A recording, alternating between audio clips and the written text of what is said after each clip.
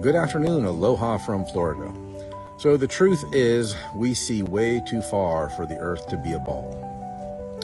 If you're going to believe that the Earth is a spinning wet rock in outer space that Neil deGrasse Tyson calls a pear-shaped planet, you have to have a lot of blind faith.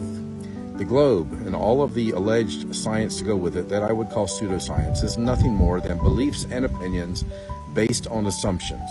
One of the very simple, observable, measurable, repeatable facts of flat Earth is that we see way too far.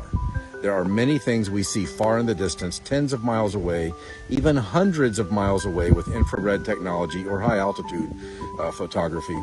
And the fact that we can see things far in the distance, many of them, the fact that we can even see them at all, proves the Earth is not a ball. This argument that globe trolls want to use, well, what's the observer height and what's the distance, and we need to assume the refraction, and a lot of that is just simply a waste of time because we have dozens of experiments, even hundreds more than likely, that whatever the object is we're observing would not be visible at all. This argument that, oh, well, the bottom of that building is blurred out, it's obscured, and that's the curvature of the Earth. Well, which curvature is that? Is that the refracted horizon, or is that the physical horizon? See, the globers have 4 different versions of gravity. Most of them don't even know what it is. They have 2 different horizons. Most of them don't know that they have what is claimed to be a physical horizon and what's claimed to be a refracted horizon, but they invoke whatever tries to fit their argument. At the end of the day, there's no argument. There's no debate. The Earth is flat, and that's an absolute scientific fact. The fact that we have dozens, even hundreds of observations of things far in the distance, whether it be a mountain or an entire city skyline or just a building a few dozen miles away, the fact that we can see them at all proves that the alleged 3,959-mile radius of the Earth is false. As Austin Whitsitt says, the radius has been falsified. Have a great day. I hope Austin has fun in Antarctica. Whatever happens down there, flat Earth is just going to continue to grow. The problem with that whole deal is that they're trying to say, oh, well, flat Earth hasn't been proven. Yes, flat Earth has been proven thousands of times. It's been denied by globe zealots, globe trolls, globe shills, paid shills. So at the end of the day, there's no debate. There's only denial from the globe zealots. Have a great day. God bless. Good morning, aloha from Florida. First, shout out to Kevin Bobick, Density Clothing Company. If you want some cool Flat Earth t-shirts, check him out. That's Kevin Bobick at Density Clothing Company. Now, 2 things about the sun that globe trolls are always regurgitating. The sun moves at 15 degrees an hour. That's a well-established scientific fact. No, it doesn't. It moves less than 15 degrees an hour during the summer solstice, and it moves more than 15 degrees an hour during the winter solstice. Check it out yourself if you want to. I don't have the equipment to do it, but there's also another website I would send you to called flatearthintel.com if he's still going. I listened to his speech a couple of years ago. He's a military man. He said the sun is absolute. They use the sun in the military all the time. So just go check him out, flatearthintel.com. And the other thing is the sun never changes angular size. The same old trolls with the same old dumb arguments. Yes, the sun and the moon both change angular size quite often depending on atmospheric conditions. The sun can look large and huge during a sunset sometimes, and other times it can shrink into a dot depending on if it's hot or humid out, which magnifies the sun and makes it look larger, or if it's cool and dry, which makes the sun shrink.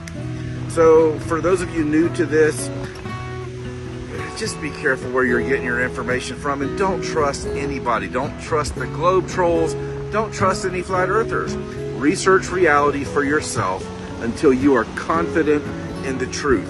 Globe trolls have nothing but arrogance and ignorance. Flat earthers, for the most part, have confidence because we have researched reality for ourselves for years. So the angular size of the sun and the moon does change depending on atmospheric conditions. The sun appears to move slower during the winter solstice when it is closer, slower during the summer solstice when it is closer to the magnetic center going around Earth, and faster when it is out over the Tropic of Capricorn, which is where it's headed now. Right now, the sun's getting ready to rise over here. During the summer, it rises pretty far over here. I've been watching the sun closely for the last few years, but definitely the last 6 months I've been watching it for the sunrises often. The sun moves across the sky in perfect patterns, so does the moon. The moon just a couple months ago was way over here. Right now the moon is rising over here. The moon goes from Tropic of Cancer to Tropic of Capricorn once a month and back. The sun does it once a year, all the way out there and all the way back over here. Just start researching reality and watching the sky for yourself. And as I said, don't trust anybody. Research reality for yourself. Go check out our documentary, The Mechanical Realm by Vika Drazev, about the Antikythera mechanism and how all the heavenly luminaries move in perfect repeating patterns over our surface around the magnetic center. Life is good. Have a great day. Good morning, aloha from Florida. So just a quick minute about a conversation I had with an air traffic controller just a couple weeks ago. I asked him, I said, how long have you been an air traffic controller? He said, about 10 years. I said, do you enjoy it? He said, oh yeah, I love it.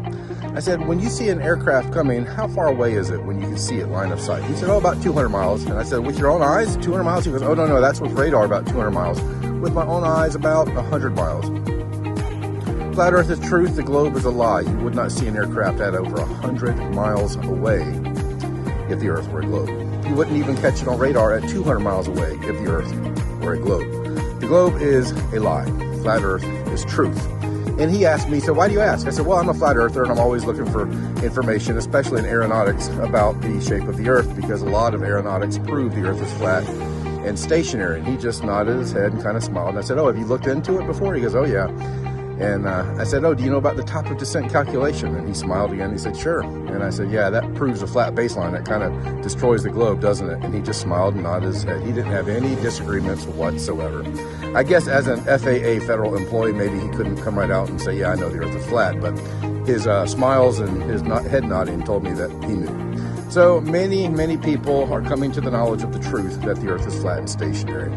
If you're still clinging to the old religious belief that the Earth is a spinning wet rock in outer space, perhaps it's time to question things, question what you were taught to believe, and see if you can learn some things that you don't know, and see if it gives you more peace of mind, a greater sense of freedom, and possibly, maybe, a closer connection to your Creator. Have a great day. God bless.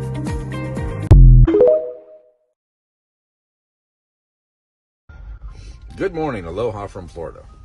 I rarely use the Bible to defend or promote flat earth. I really just don't need to. But for people who look to the Bible for insight or direction or wisdom, you can't get a spinning wet rock for the earth out of the Bible. You can't even read the first 19 verses of the book of Genesis and come away with that, because the earth was created first and the sun not until the fourth day. So what did the earth rotate and revolve around for the first 3 days? There's many others. But let me just make a few comments and opinions about Satan and demons. Because when you talk about the globe, the curvature over 1 mile is 0.666 feet. The tilt of the earth, everybody says, oh, it's 23.4. But what is 90 degrees minus 23.4? 66.6 degrees. How fast is the earth allegedly revolving around the sun? 66,600 miles per hour. That's weird, and there's many others, but I just gave you those three. 666 shows up with the globe math many times. So people who want to say they're worshiping the Creator while holding a satanic idea of creation in their minds, that just doesn't make sense to me. The scripture also clearly says you know and you see and you learn things about the Creator through the creation. So you really think you have a great grasp or any kind of clarity about who the Creator is while you're holding an idea of creation from the enemy of the Creator? I don't know. And I don't know how all that stuff works. I used to think I knew, and I don't presume to know between God and Satan and how that relationship works. I don't know. But let's talk about demons for a minute. I'm not sure how demon possession works, although I think it's probably a very real thing in the real world. But what if a demon is just a lie? What if a demon is just a bad idea?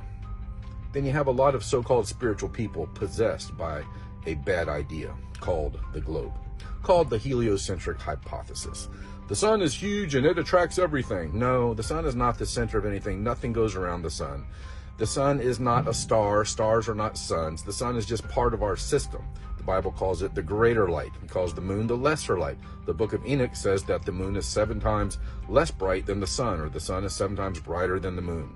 What we have been taught, what we have been conditioned to believe, what we have been brainwashed with is a heliocentric hypothesis that is a scientific absurdity. The spiritual reality of this place is that it is an intelligently designed system. The way I like to say it is the earth is an intelligently designed, enclosed, electrical, topographical, stationary plane that we commonly call flat earth. So, truth and lies. Truth makes you strong, lies make you weak. That's one reason for the lie of the heliocentric hypothesis, to keep you weak, spiritually, emotionally, mentally, and possibly even physically as well. Have a great day. God bless.